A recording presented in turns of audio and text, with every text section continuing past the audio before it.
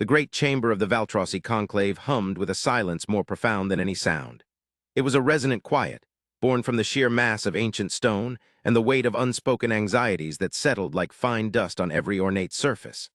Light, a soft, ambient luminescence, seeped from the very walls, carved from the heart of a sentient moon, and cast long, wavering shadows from the high-backed seats that formed a perfect, unbroken circle.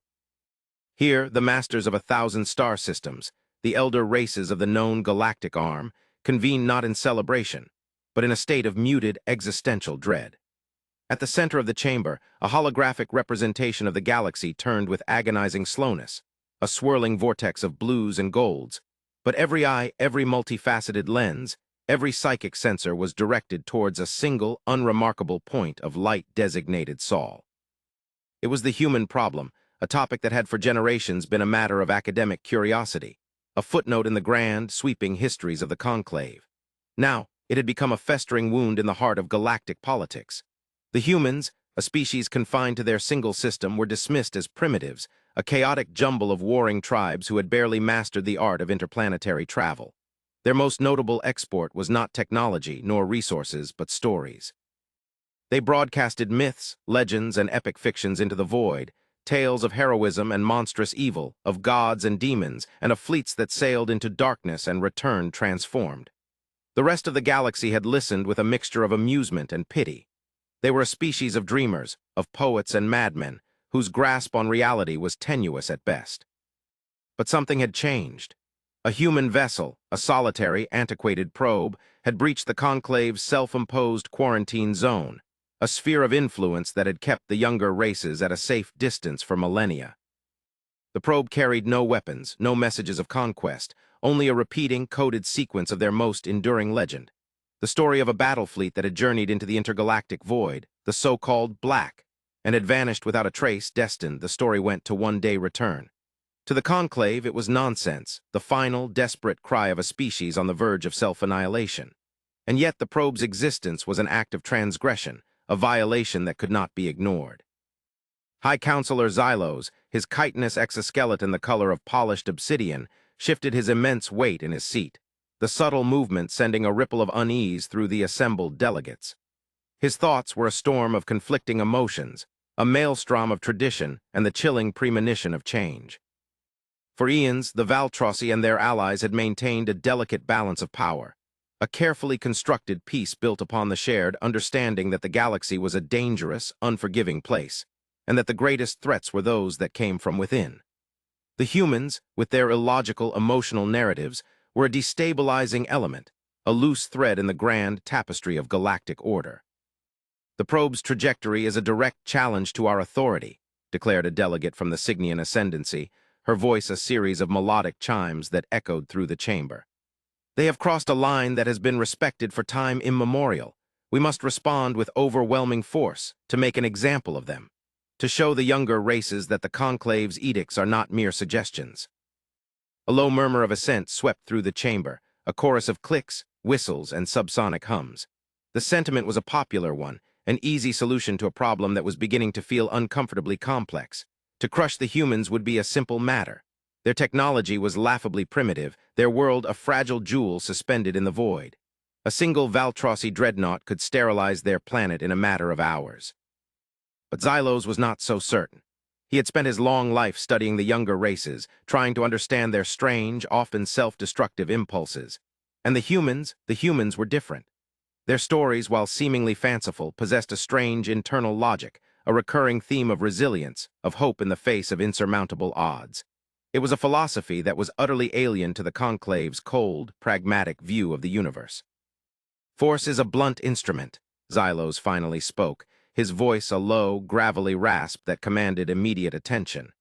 It solves immediate problems, but it often creates far greater ones in the long run. To destroy the humans would be to admit that we fear them. And what is there to fear from a species of storytellers? Their stories are a poison, countered the Cygnian delegate, her chimes taking on a sharper, more discordant edge. They speak of a universe filled with absolutes of good and evil, of heroes and villains. Such ideas are dangerous. They breed fanaticism, they inspire rebellion. Our peace is built on compromise, on the understanding that there are no easy answers, no simple truths. And yet, Xylos mused, his multifaceted eyes gazing at the distant, insignificant point of light that was the human homeworld. Their legends persist. They have been broadcasting them for centuries, and in that time their species has not destroyed itself as our models predicted. They have endured. They have grown. Perhaps there is something more to their tales than we have been willing to admit. His words hung in the air, a challenge to the established order, a whisper of doubt in the hallowed halls of power. The other delegates exchanged uneasy glances, their confidence momentarily shaken.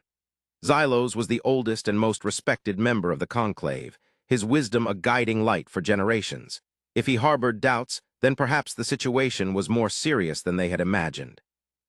The debate raged for what seemed like an eternity, a clash of ideologies, of ancient fears and new anxieties. Some argued for immediate annihilation, a swift and brutal end to the human problem. Others advocated for a more measured approach, a period of observation, of trying to understand this strange, unpredictable species before passing judgment. But as the hours wore on, a consensus began to emerge, a fragile compromise born from the fear of the unknown. They would send a fleet not to destroy, but to intimidate. A show of force, a demonstration of the conclave's overwhelming power to remind the humans of their place in the galaxy. The decision was made, the orders were given, and a vast armada, a collection of the most powerful warships ever assembled, was dispatched to the Sol system. It was a fleet of unimaginable size and strength, a testament to the conclave's technological and military superiority. As the ships warped out of existence, a sense of grim satisfaction settled over the chamber. The human problem, they believed, was about to be solved. But as Xylos watched the last of the warships disappear from the holographic display, a sliver of doubt remained, a cold, hard knot in the pit of his being. He thought of the human legends, of the stories of the lost Battlefleet, the one that had sailed into the black. It was a tale of sacrifice, of a desperate gamble to save their species from an unknown threat. A foolish, sentimental story, to be sure. But as he gazed at the empty void where the human system lay, he couldn't shake the feeling that they had missed something, some crucial piece of the puzzle. He feared that in their arrogance, in their dismissal of the power of belief, they had made a terrible, irreversible mistake. And as the conclave fleet approached the Sol system, ready to deliver its message of dominance, they were blissfully unaware that they were about to come face to face with a legend made real, a story that had bled into the fabric of reality itself. The conclave fleet emerged from hyperspace with a silent, breathtaking display of power. A multitude of vessels, each a masterpiece of engineering and a symbol of galactic dominance, materialized in the void, their hulls shimmering with energy shields, their weapons ports aglow with latent power. They formed a perfect, menacing crescent around the human homeworld, a ring of steel and fire that blocked out the light of the distant stars. From the bridge of the flagship, the unassailable Truth, Admiral Cathar of the Valtrosi military caste, surveyed the scene with a sense of detached satisfaction. The blue and white marble of the human planet hung before them, a fragile, beautiful thing, utterly at their mercy. Scanners swept the system, their sophisticated sensors probing every corner of the human domain. The reports that flooded the bridge were predictable, almost disappointingly so. The humans had detected their arrival, of course. Their primitive sensor technology would have registered the massive energy signature of the fleet's emergence, but their response was underwhelming.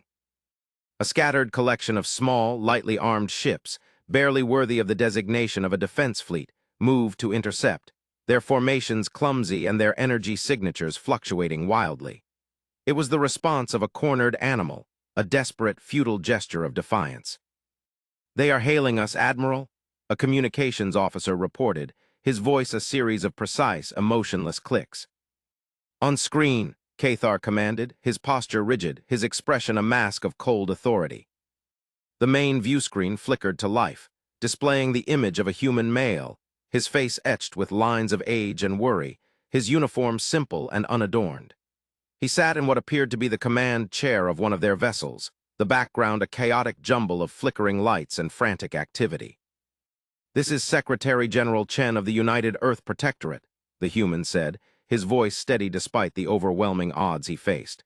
"To the unidentified fleet, you have entered a sovereign star system without permission. State your intentions."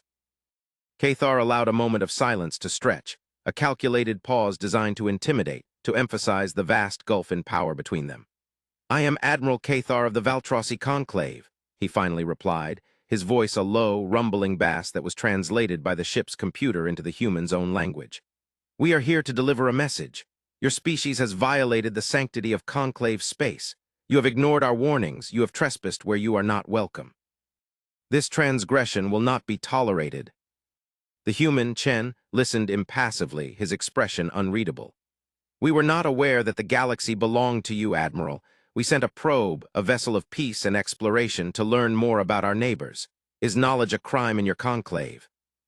"Your probes are a nuisance," Cathar retorted, his tone dismissive. "Your species is a chaotic, unpredictable element in a carefully balanced equation. You are a threat to galactic stability. You are to cease all extrasolar activities immediately. Your broadcasts, your stories will be silenced. You will confine yourselves to this system, and you will not venture out again. This is not a request. It is a command." He expected a response of anger, of fear, of desperation. He expected threats or pleas for mercy. What he got was something else entirely. A faint, almost imperceptible smile touched the corners of the human's lips. It was not a smile of amusement, but of a deep, weary sadness. "You have come all this way, Admiral," Chen said, his voice soft, almost a whisper, "to tell us to be quiet, to tell us to stop dreaming. I'm afraid that is a command we cannot obey. Our stories are who we are. They are the legacy of our past and the promise of our future." Cathar felt a surge of irritation, a rare crack in his carefully cultivated composure. The human's defiance was infuriating, his sentimentality a weakness that was both pathetic and baffling. "Your future is at an end, human," he snarled. "Unless you comply, we will extinguish your world. We will erase you from the galaxy, and the only story that will be told of you is a cautionary tale of a species that dared to defy the conclave." He gestured to the weapons officer, a silent command to power up the main cannon, a weapon capable of cracking the planet's crust with a single shot. The ship hummed with a surge of energy, a palpable threat that filled the void between the two fleets. But Chen did not flinch. He simply nodded, a slow, deliberate movement. "I understand," he said, his voice still calm, still steady. "You believe you are acting out of a sense of order, of preserving the peace, but you are mistaken. You are not the only power in this galaxy, Admiral, and you are not the ones who decide our fate." Before Cathar could respond, a new energy signature appeared on the long-range sensors, a massive, unprecedented surge of power that dwarfed anything the Conclave fleet could generate. It came from the direction of the intergalactic void, the so-called black, the empty, starless expanse between the galaxies. "Report," Cathar barked, his eyes wide with a mixture of shock and disbelief. "Admiral," the sensor officer stammered, his voice trembling, I don't understand. The readings are impossible. It's a fleet, a massive fleet, and it's human." On the main view screen behind the small, outmatched human defense force, the fabric of space began to tear, to ripple, to distort. A fleet of ships, unlike any the Conclave had ever seen, emerged from the blackness, their hulls a dark, matte gray, their designs a strange, brutalist fusion of function and form. They were vast, monolithic vessels, scarred and pitted from countless battles, their energy signatures a low, steady thrum that spoke of unimaginable power. At the heart of the fleet was a flagship of truly staggering proportions, a vessel that dwarfed even the unassailable truth. On its prow, emblazoned in stark white, was a single, simple designation: Odyssey. On the bridge of the Valtrossi flagship, a stunned silence descended. The human on the screen, Chen, simply smiled, that same sad, weary smile. "It seems," he said, his voice now filled with a quiet, unshakable confidence, "that one of our stories has come home." The ships of the human Battlefleet that had emerged from the void were a sight that defied all of the Conclave's preconceived notions of human technology. They were not the crude, primitive vessels they had expected, but something far older, far more advanced, and far more terrifying. Their hulls were not made of conventional alloys, but of a strange, crystalline material that seemed to absorb and dissipate energy, rendering them almost invisible to conventional sensors. Their power sources were a mystery, their energy signatures clean and stable, with none of the chaotic fluctuations that characterized the technology of the younger races. And their weapons were silent, unseen, and devastatingly effective. As the Conclave fleet watched in stunned disbelief, the human Battlefleet moved with a silent, fluid grace, their formations precise and their movements perfectly synchronized. There were no hails, no threats, no declarations of war. There was only a calm, methodical, and utterly overwhelming display of power. A single Valtrossi cruiser, one of the more aggressive commanders who had decided to test the newcomer's resolve, fired a warning shot, a lance of pure energy that could have vaporized a small moon. The shot simply disappeared, absorbed by the crystalline hull of the nearest human ship without so much as a flicker of energy shields. Then the human ship responded, not with a blast of energy, not with a projectile weapon, but with a subtle, almost imperceptible shift in the fabric of space around the Valtrossi cruiser. The ship's shields flickered and died, its internal systems overloaded, and its crew was rendered instantly unconscious, not by a violent force, but by a gentle, irresistible wave of soporific energy. The cruiser drifted, dead in space, a silent, helpless monument to the Conclave's arrogance. One by one, the ships of the vast Conclave armada were neutralized, not destroyed, but disabled with a surgical precision that was both terrifying and awe-inspiring. It was not a battle, but a lesson, a demonstration of a level of technological and tactical superiority that was beyond the Conclave's comprehension. They were like children swatting at a giant, their efforts futile, their weapons useless. On the bridge of the unassailable truth, Admiral Cathar watched in horror as his fleet, the pride of the Valtrossi military, was dismantled before his eyes. Panic and confusion reigned among his crew, their disciplined composure shattered by the sheer impossibility of what they were witnessing. He had come here to deliver a message of dominance, to crush a primitive, upstart species. Now he was the one being taught a lesson, a harsh, humbling lesson in the true nature of power. A new hail came through, not from the human defense fleet, but from the flagship of the Battlefleet from the Black, the Odyssey. Cathar, his pride in tatters, had no choice but to accept. The image that appeared on the view screen was not what he expected. It was a human female, her hair streaked with gray, her face lined with the wisdom of ages, her eyes a startling, piercing blue that seemed to look right through him, into the very core of his being. She wore a simple, dark blue uniform, adorned with a single, silver insignia that he did not recognize. "I am Fleet Admiral Eva Ristova of the Human Expeditionary Force," she said, her voice calm, measured, and devoid of any emotion. "You have threatened our homeworld, Admiral Cathar. You have come here with the intent to do us harm. By all the laws of war, we would be justified in destroying you and your fleet." Cathar, for the first time in his long, distinguished career, was speechless. He could only stare at the image of the human admiral, a woman who held the fate of his entire fleet, and perhaps the fate of the Conclave itself, in her hands. "But we are not here to destroy," Ristova continued, her voice softening slightly. "We are here to protect. We have been in the Black for a very long time, Admiral. We have seen things, we have learned things that your Conclave cannot even begin to imagine. We have fought wars against enemies that would make your worst nightmares seem like pleasant dreams. And in all that time, we have held on to one simple, fundamental truth, that life in all its forms is precious. And that the greatest strength is not in the power to destroy, but in the wisdom to preserve." She paused, letting her words sink in, a silence that was more profound than any threat. "We have disabled your fleet, Admiral," she said finally. "Your crews are unharmed. We will allow you to leave, to return to your Conclave and deliver a message of your own. Tell them that the humans are not the primitives they believed us to be.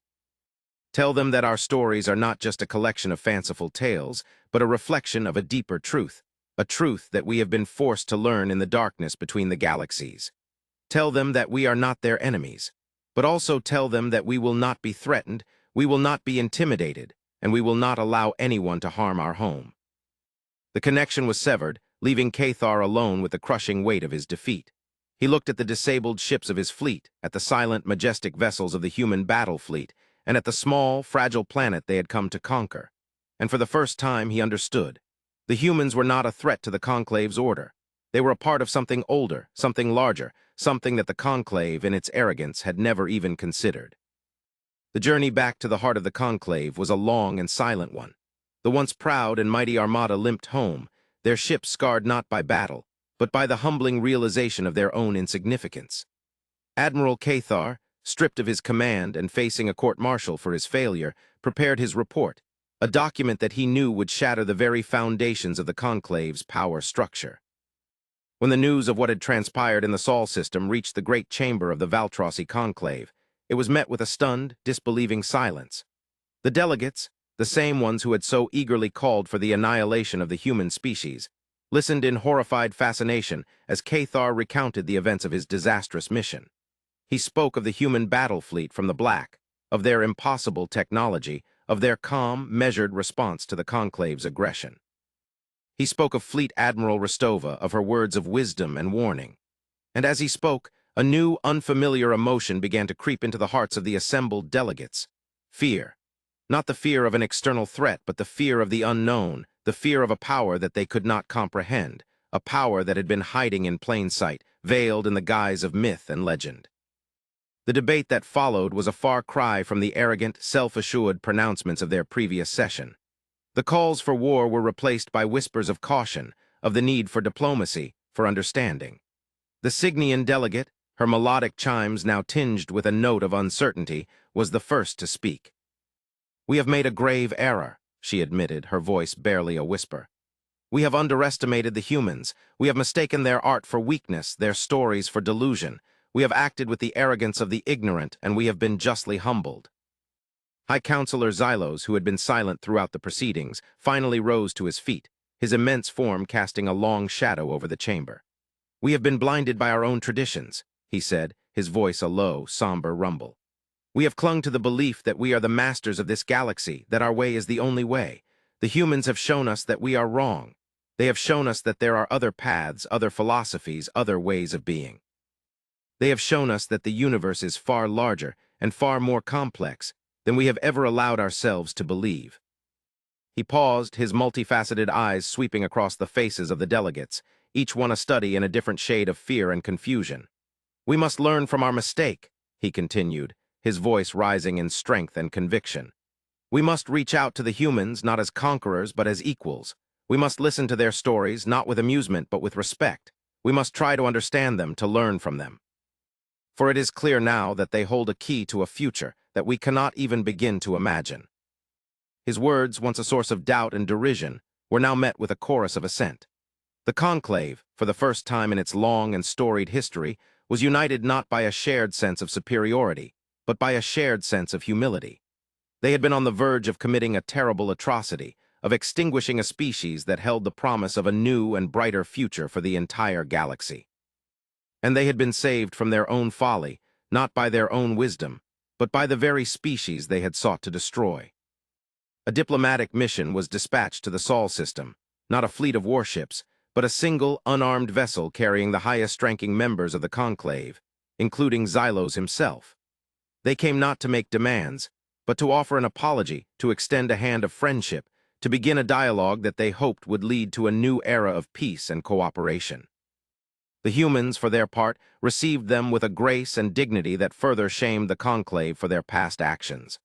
They were welcomed not as enemies, but as guests, and for the first time the two cultures began to truly communicate, to share their histories, their philosophies, their hopes and fears for the future. The humans, the conclave learned, had been forced to evolve in a way that was completely alien to the other races of the galaxy.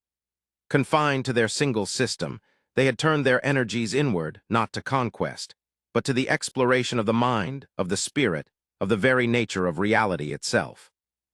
Their stories, their legends, were not just a form of entertainment, but a way of preserving knowledge, of passing down wisdom through the generations, of preparing their species for a future that they knew would be fraught with peril.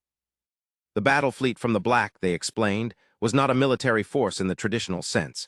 It was an expeditionary force, a group of their best and brightest who had been sent out into the void not to conquer, but to learn, to explore, to seek out new life and new civilizations.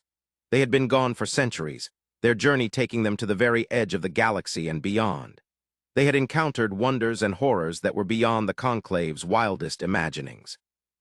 They had fought battles against beings of pure energy, they had navigated the treacherous currents of hyperspace, they had witnessed the birth and death of stars.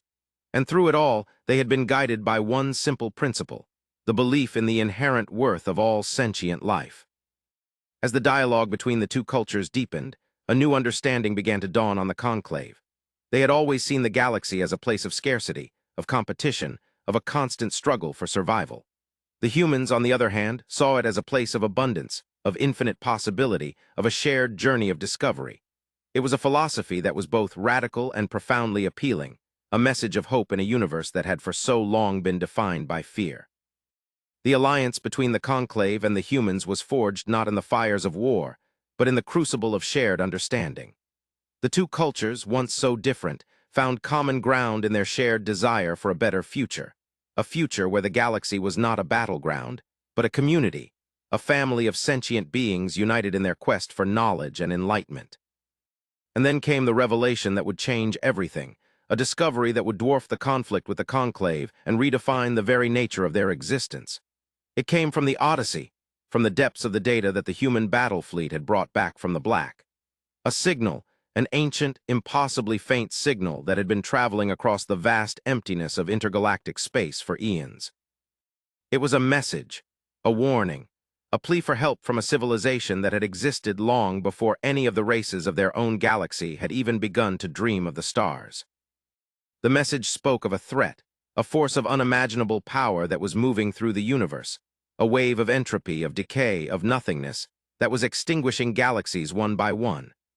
It was not a conventional enemy, not an army of warships, but a fundamental law of physics that had been twisted, perverted, turned into a weapon of cosmic destruction. The message also spoke of a hope, a last desperate gamble to save what remained of the universe.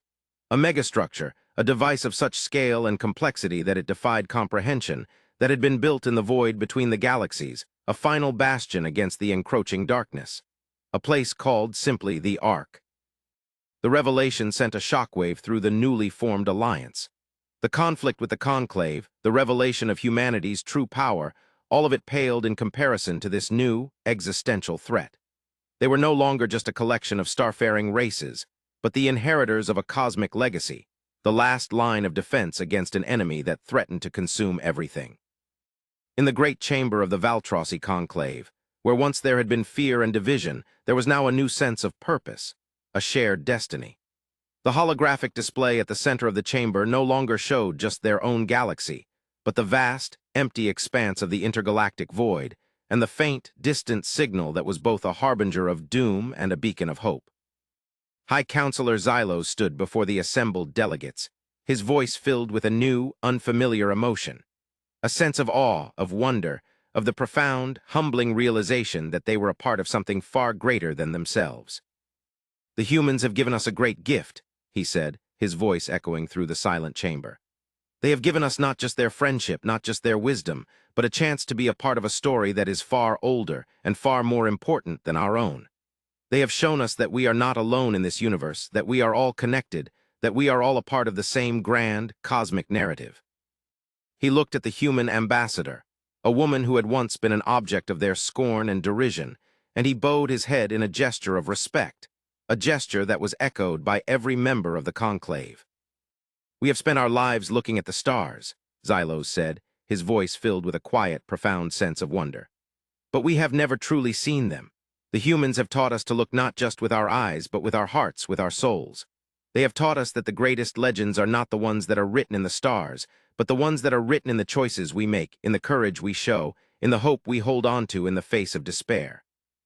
And as the combined fleets of the Conclave and the human expeditionary force prepared to journey into the Black, to answer the ancient call for help, a new legend was born, a story not of a single species, but of a galaxy united, a story of hope in the face of oblivion, a story that would be told for eons to come, a testament to the day that the storytellers, the dreamers, the primitives from a forgotten corner of the galaxy had saved them all. The universe was larger, darker, and more wondrous than they had ever imagined, and their journey into its heart had only just begun. The legends of humanity, once dismissed as fanciful tales, had become the guiding light for a galaxy on the brink of a new, uncertain dawn.